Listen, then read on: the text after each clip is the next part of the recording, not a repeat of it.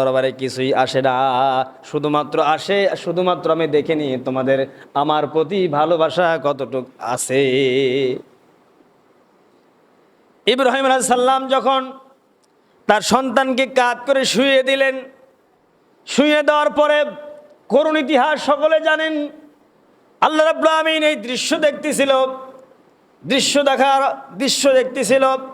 ইসমাঈল আলাইহিস সালাম যখন কাঁধ হয়ে শুয়ে গেলেন, শুয়ে যাওয়ার পরে তার মাথার ভিতরে একটা টেনশন চলে আসলেন, কারণ আমার বাবা আমাকে অত্যন্ত বেশি ভালোবাসে, পৃথিবীর সব চাইতে বেশি আমাকে ভালোবাসে।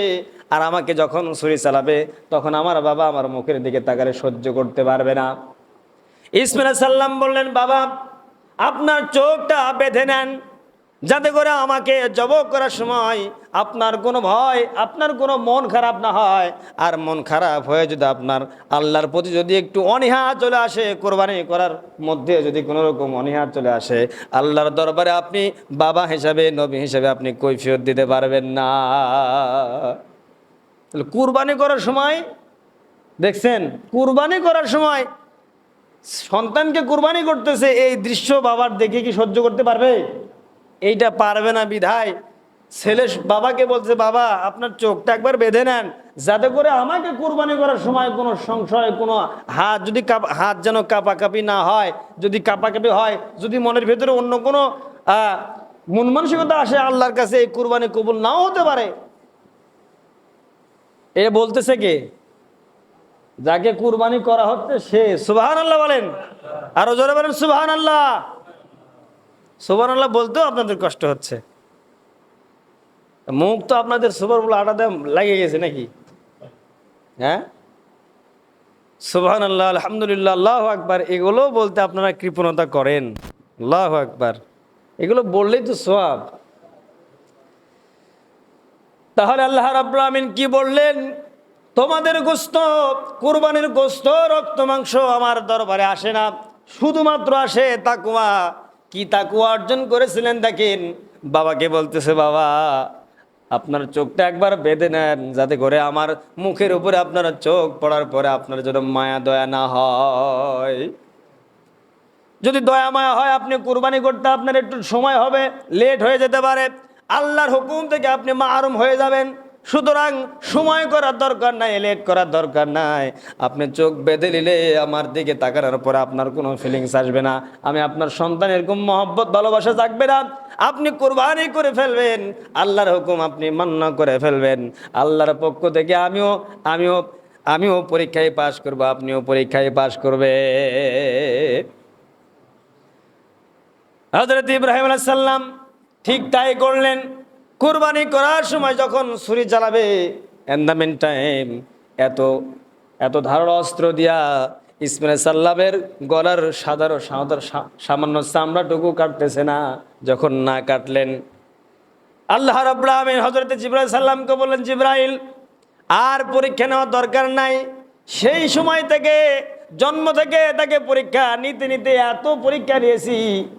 সোনা যেমন পোড়ানোর পরে পুড়িয়ে যখন কাজ করা হয়, এত তাপ দেওয়া হয়, এত আগুনে তাপ দেওয়া হয়, হাতুড়ি দিয়ে পিটানো হয়।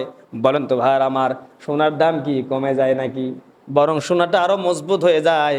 আমার আল্লাহ রাব্বুল আমিন হযরত ইব্রাহিম আলাইহিস সালামকে এত পরীক্ষা করেছেন, পুড়িয়ে তাকে এত সুন্দরভাবে সোনা বানিয়েছেন, যেই সোনার ইতিহাসটা কিয়ামত পর্যন্ত মানুষ জাতির ভিতরে বলে বলে মানুষকে হেদায়েতের রাস্তা দেখানো হবে। বলেন সুবহানাল্লাহ। সম্মানিত ভাইরা আমার, আমরা যে কুরবানি করব, এই কুরবানির পশুদেরকে আদর করতে হবে, মহব্বত করতে হবে, ভালোবাসতে হবে। এখন তো আমরা কুরবানি করি, ধোয়ার সিস্টেম নাই, দিনের দিনও অনেকে কিনে। শহরের ব্যাপারটা আলাদা, কিন্তু গ্রামে তো আমাদের জায়গা জমি আছে নাকি বলেন? কুরবানির পশুকে আপনি মায়া জন্মান, কুরবানির পশুকে আপনি আদর করেন, বেশি বেশি গোসল করে দেন, বেশি বেশি খাবার দেন, কাছে কাছে থাকেন, যাতে করে কুরবানির দিনে আপনার অনেক একটু কষ্ট হয়। আহা, এত সুন্দর জিনিস লালিত পালিত করলাম, মহব্বত করলাম, ভালোবাসলাম, সেই জিনিসটা আল্লাহ রাস্তায় দিতেছি। সম্মানিত ভাইরা আমার, যদি ওই সিস্টেমটাই চালু হয়ে যেত, নিজের সন্তানকে কোরবানি দেওয়া লাগবে, বলেন তো আমরা কি থাকতাম? 1 বছর পরে কিংবা 10 বছর পরে কি আমাদের শিডিউল আসতো না? একটা বাবার যদি 60টা বেটা হয়, তাহলে 7 বছর পর পর তো 60টাই শেষ। তাহলে কি আমরা আসতাম? আমরা এখানে কেউই থাকতাম না। আমরা কোনো না কোনো সময় কোরবানির পশু হয়ে যেতাম, ছুরির তলে আমরাও যেতাম। আল্লাহ রাব্বুল আমিন হযরত জিবরাইল সাল্লামকে বলেন, জিবরাইল যাও যাও, তাদের পরীক্ষা নেওয়া শেষ, তারা পাশ করেছে, উত্তীর্ণ হয়েছে, জান্নাত থেকে একটি ডুম্বা নিয়ে যায় তার শরীর তলে ঢুকায় দাও, আর আমার ইসমাইলকে তুমি সযত্নে হেফাজতে সাফা মারোয়ার পাহাড়ের দিকে এক কিনারায় বসিয়ে রাখো। বলেন সুবহানাল্লাহ। কুরবানি হয়ে গেল। ইব্রাহিম আলাইহিস সালাম চোখের পট্টি খুলে দেখে ডুম্বা জবা হয়ে গিয়েছে। আল্লাহর পক্ষ থেকে শুকরিয়া আদায় করলেন। হযরত ইব্রাহিম আলাইহিস সালাম শুকরিয়া আদায় করার পরে আল্লাহ রাব্বুল আমিন জানা দিলেন, ও আমার নবী, তোমার এই জায়গা থেকে, তোমার এই সময় থেকে নিয়ে কিয়ামত পর্যন্ত যাদেরকে আমি আল্লাহ রাব্বুল আমিন সম্পদ দান করব, আমি আল্লাহর সন্তুষ্টির জন্য তারা এইভাবে কোরবানি করবে। বলেন সুবহানাল্লাহ। কোরবানি আমরা যখন পশু কিনবো তখন কিছু জিনিস আমাদেরকে দেখে নিতে হবে। 1 নম্বর, শিং ভাঙ্গা হওয়া যাবে না। একটা আছে আর একটা নাই, জুজ লেগে বা মারামারি লাগে বা যেটাই বলেন ভেঙে ফেলছে, এটা আপনারা কিনবেন না। যতই দালাল বলুক যে সেই উল্টাপাল্টা, যেটা দাম কম নিয়ে যা, নেবেন না, কারণ এগুলো দিয়ে কুরবানি হবে না। লেজ কাটা, লেজ ভাঙ্গা, অনেক সময় দেখা যায় গাড়িতে উঠানোর সময় পা দুমড়ে যায়। গরু যখন কিনবেন একটু হাঁটাবেন, কি করবেন, একটু হাঁটাবেন, সে কি পা ভালো করে ফেলতেছে নাকি পা ভেঙে গেছে। এরপরে আপনি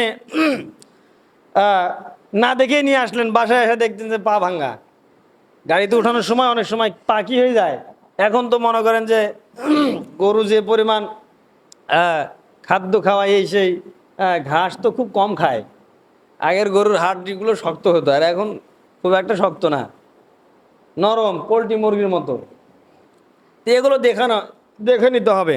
এরপরে পশুর যদি কোনো বড় ধরনের ক্ষতস্থান থাকে, যেখান দিয়ে ব্লাডিং হচ্ছে বা পুঁজ বের হচ্ছে, এরকম ক্ষত বা আপনার নেওয়া যাবে না, গরু নেওয়া যাবে না, বা যেটাই বলেন, যেই কুরবানিটা আপনারা নেন ক্ষত অবস্থায় এটা নেওয়া যাবে না, কুরবানি দেওয়া যাবে না। আরেকটি বিষয় আপনাদেরকে জানাই, এগুলো আপনারা জানেন, তারপরও হয়তো একটু স্মরণ করে দেওয়ার জন্য বলতেছি। আরেকটি বিষয় রয়েছে, সেটি হলো যে আপনারা যখন কুরবানির পশু জবাই করবেন, এখন আমরা অনেকেই অনেক কিছু জানা সত্ত্বেও না জানা সত্ত্বেও খেয়ে ফেলি। কি কি খাওয়া যাবে না এই জিনিসটা আমাদের জানা দরকার আছে না? লাহমুন শব্দের অর্থ হলো গোস্ত। এই লাহমুন যখন আপনি খাবেন, গোস্ত যখন খাবেন, তখন হারাম হালাল আছে কিছু। এই গোস্তের ভিতরে কি আছে? একটা হাঁস আপনি জবাই করেছেন, এই হাঁসের কিছু কিছু জিনিস আছে না যে হারাম, অনেকেই জানে না। তো গরুর ভিতরেও অনেক কিছু আছে, এগুলো আমাদের জন্য খাওয়া জায়েজ নাই। এখন তো কুয়াতুল মুসলিম, মনে করেন জবাই করার সাথে সাথে চামড়া ফালা দিয়ে আর খুর বাদ দিয়ে, এই শিঙের উপরে যেটা আছে এটা বাদ দিয়ে সব খেয়ে নেয়, দাম বেশি বহান দিয়ে দিল। না, হবে না। আসুন আমরা কি কি খাওয়া থেকে বিরত থাকব। প্রবাহিত রক্ত, রক্ত এই যে যখন জবাই করা হয় তখন প্রবাহিত রক্তটা গড়ে যায় না, এই রক্তটাও যদি আপনি গোটা হয়ে যায়, কিন্তু এক সময় দেখবেন এই গোটা রক্ত যদি আপনি রান্না করলে বা গরম পানিতে দিলে এটা কলিজার মতো শক্ত হয়ে যাবে। এই জিনিসটা কি আপনারা জানেন না? তো আজকে জানেন। এই প্রবাহিত রক্ত যদি কোনো রকমভাবে আপনার রান্না করা বা গরম পানিতে বা চুলায় যদি উঠায় দেন, তাহলে কলিজার মতো শক্ত হয়ে যাবে। কলিজাও কিন্তু